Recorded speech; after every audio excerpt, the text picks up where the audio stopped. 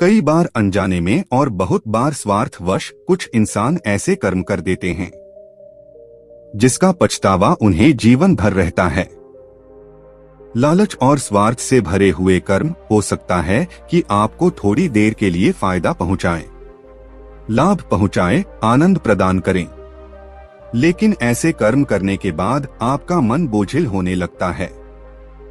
दूसरों को सताकर, दूसरों को दुखी करके उनसे लाभ हासिल करना आपके जीवन को सुखी नहीं बना सकता। सुखी रहने के लिए यह जरूरी है कि हम दूसरों को भी सुख पहुंचाएं, क्योंकि जिस प्रकार के कर्म हम करते हैं वही कर्म लौटकर वापस हमारी जिंदगी में आते हैं। सभी शिष्य अपने गुरु के इस उपदेश को बड़े ध्यानपूर्वक सुन रहे थे। एक शिष्य ने यह उपदेश सुनने के बाद अपने गुरु से सवाल किया कि गुरुदेव, हमारे आश्रम में बहुत सारे मच्छर हैं। जब हम रात को सोने की कोशिश करते हैं तो यही मच्छर हमें परेशान करते रहते हैं, तो मजबूरीवश इन मच्छरों को हमें मारना ही पड़ता है। उसी प्रकार अपनी फसल की देखभाल करने के लिए एक किसान को अपनी फसल को जानवरों से बचाकर रखना होता है, या फिर एक सेठ को अच्छे से काम करने के लिए अपने कारीगरों से अच्छे तरीके से काम लेना पड़ता है। इसीलिए उसे कभी कभी उन्हें डांट फटकार भी लगानी पड़ती है, जिससे उनका मन दुखी होता है। गुरुदेव, मैं आपसे ये पूछना चाहता हूँ कि अच्छा और बुरा कर्म क्या होता है? क्योंकि अगर हम मच्छरों को नहीं मारेंगे, दूर नहीं भगाएंगे, तो वो हमें सोने ही नहीं देंगे।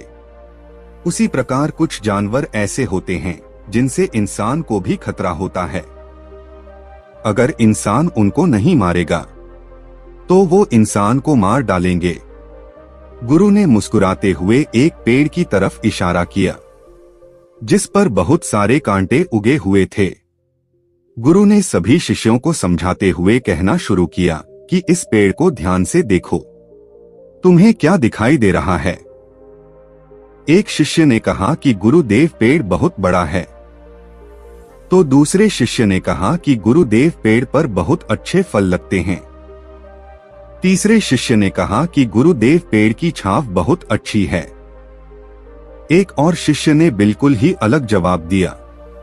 उसने कहा कि गुरुदेव, इस पेड़ की लकड़ी बहुत महंगी है, बाजार में अच्छी कीमत मिलती है इस पेड़ की। गुरु ने सभी शिष्यों से सवाल किया कि मान लीजिए कोई लकड़हारा इस पेड़ की लकड़ी काटने के लिए आता है और उसे कांटा लग जाता है, तो क्या इस पेड़ ने कोई गलती की? क्या वह इस पेड़ का वो बुरा कर्म कहलाएगा?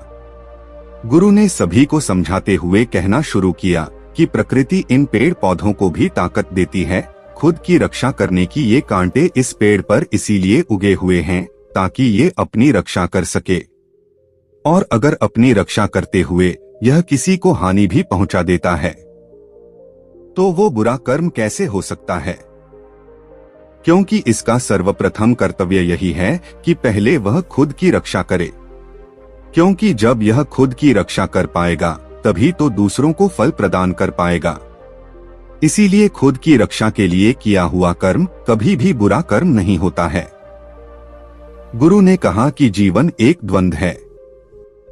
यहाँ पर अच्छा कर्म और बुरा कर्म इतना साफ नहीं होता है। आसानी से तुम निर्णय नहीं ले पाओगे कि अच्छा कर्म क्या है और बुरा कर्म क्या है।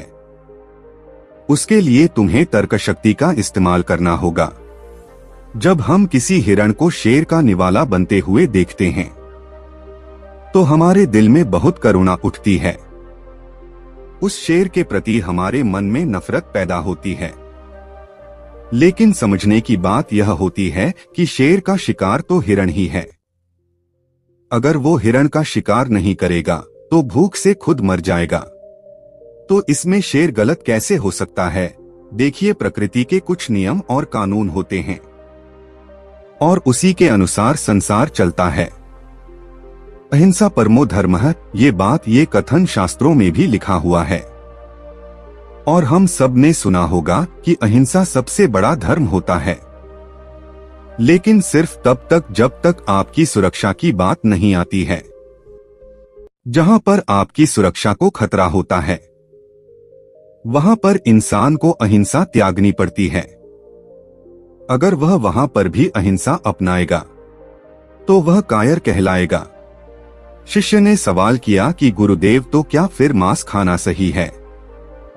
क्योंकि मांस भी तो हम अपनी भूख मिटाने के लिए ही खाते हैं, और अगर हम अपनी भूख नहीं मिटाएंगे तो हम तो मर जाएंगे। तो इस प्रकार तो मांस खाना भी सही हुआ। गुरु ने कहा कि एक शेर के लिए मांस खाना सही है, क्योंकि उसके पास कोई दूसरा विकल्प नहीं है। लेकिन हमारे पास विकल्प होते हैं। हम सिर्फ अपने स्वाद के लिए मांस खाना पसंद करते हैं, और सिर्फ अपने स्वाद के लिए किसी असहाय प्राणी की हत्या कर देना कहां से उचित हो सकता है? हाँ, तुम्हारा मांस खाना सही हो सकता था अगर तुम्हारे पास दूसरा कोई विकल्प नहीं होता, लेकिन अभी तुम्हारे पास विकल्प मौजूद है। गुरु ने सभी शिष्यों को समझाने के लिए एक कहानी सुनानी शुरू की। गुरु ने कहा कि किसी गांव में एक चोर रहता था।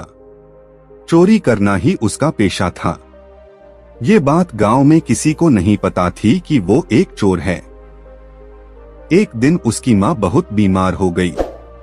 चिकित्सक ने बताया कि इसके इलाज के लिए जो दवाइयां चाहिए होंगी वो काफी महंगी आती है, इसीलिए तुम्हें धन की आवश्यकता होगी। उसी रात वो चोर एक अमीर सेठ के घर में चोरी करने के लिए घुस गया, लेकिन बदकिस्मती से आज उसकी चोरी पकड़ी गई।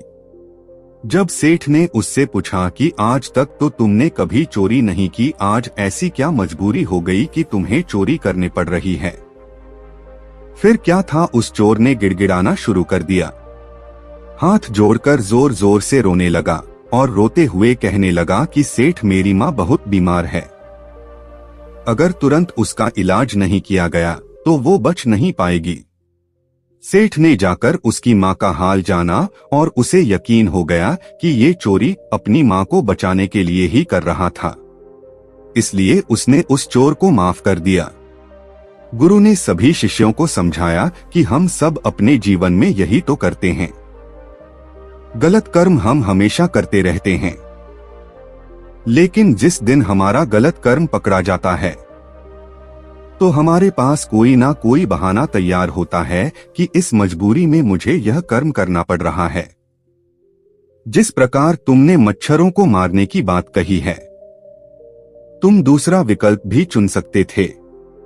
तुम सोते वक्त कोई मच्छरदानी प्रयोग कर सकते थे, जिससे तुम मच्छरों से बचे भी रह सकते थे और तुम्हें मच्छरों की हत्या भी नहीं करनी पड़ती। इसलिए अगर सही तरीके से बुद्धि का प्रयोग किया जाए तो तुम्हें कभी गलत कर्म करने ही नहीं पड़ेंगे। तुम्हें हिंसा करने की जरूरत ही महसूस नहीं होगी।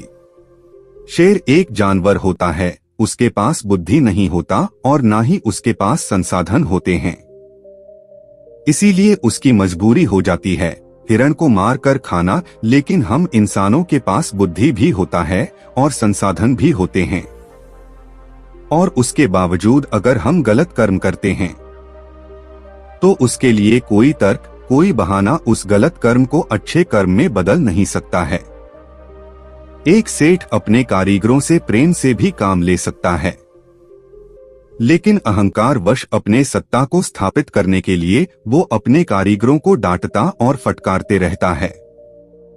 अपने आप को ऊंचा और उनको नीचा दिखाने का प्रयास करता रहता है, और फिर ये तर्क भी दे देता है कि मेरी मजबूरी है ये करना कौन चाहता है, मेरा तो यही कर्म है। अगर मैं इसे ही अच्छे तरीके से नहीं करूंगा तो परमात्मा बुरा मान जाएगा। गुरु ने सभी शिष्यों को समझाया कि कभी भी अपने गलत कर्म को सही साबित करने का प्रयास मत करो। ये अहंकार का रूप होता है।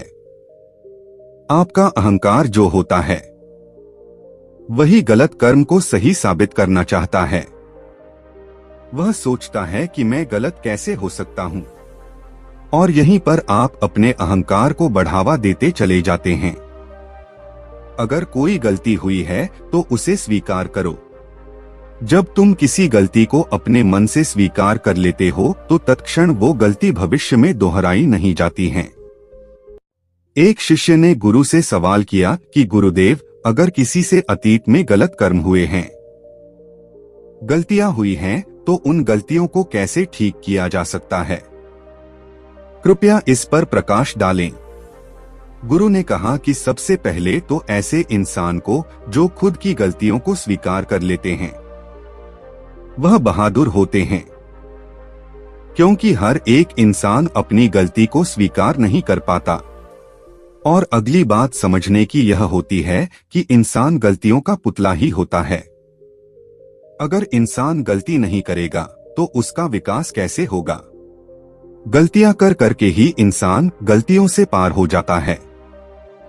अगर एक बार कोई गलती हो गई है तो वह माफ की जा सकती है, लेकिन बार बार कोई गलती कर रहा है तो वह आदमी मूर्ख होता है। ऐसा इंसान बेहोशी में अपना जीवन जी रहा है और उसका विनाश निश्चित है। गलतियां करो, लेकिन हर बार नई गलती करो। पुरानी गलती को मत दोहराओ, उसी से तुम्हारा विकास हो सकता है। गलतियों से जीवन में अनुभव जुड़ते जाते हैं और जितना अनुभवी एक इंसान होता जाता है, उसकी बुद्धि उतनी ही तेज होती जाती है। अतीत की गलतियों का बोझ अपने दिल पर मनुष्य को नहीं रखना चाहिए। इससे उसका दिल बोझिल हो जाता है और वह पूरी उमंग और उत्साह के साथ कोई भी काम नहीं कर पाता। जब भी वो कोई नया काम शुरू करने की कोशिश करेगा तो वही गलतियां उसके सामने आकर फिर से खड़ी हो जाएंगी और वह कोई भी नया काम शुरू नहीं कर पाएगा। और अगर वह कोई नया काम शुरू नहीं करेगा तो उससे नई गलतियां नहीं होंगी। अगर नई गलतियां नहीं होंगी तो उसका विकास कभी नहीं होगा। इसीलिए गलतियों से डरने की जगह उनसे सीख लेना सीखो और फिर देखो कि तुम्हारा जीवन कैसे चमत्कारिक रूप से बदल जाता है। जीवन प्रतिपल बदल रहा है, शायद हमें उसका एहसास नहीं होता। आने वाले हर एक पल के साथ हम और बूढ़े होते जाएंगे, मौत के और करीब होते जाएंगे, लेकिन हमें उसका एहसास नहीं होता। जीवन की भाग दौड़ में मनुष्य यह भूल ही जाता है कि कोई भी सांस उसकी आखिरी सांस हो सकती है। और आखिर में जब हिसाब लगाया जाता है कि उसने कितनी सांसें जी भर के जी, तो पता चलता है कि पूरे जीवन में बहुत कम ऐसे पल होते हैं जहां पर इंसान खुलकर अपना जीवन जीता है, बिना किसी चिंता, बिना किसी डर, मोह, लालच, हर भाव से आजाद होकर वह कुछ ही पल अपने जीवन में जीता है। और वह पल भी उसके बचपन के दिन होते हैं। बचपन के दिन बीतने के बाद हमारे अंदर कितने भारी बदलाव आते हैं, ये हम सब जानते हैं, हम सब साक्षी हैं।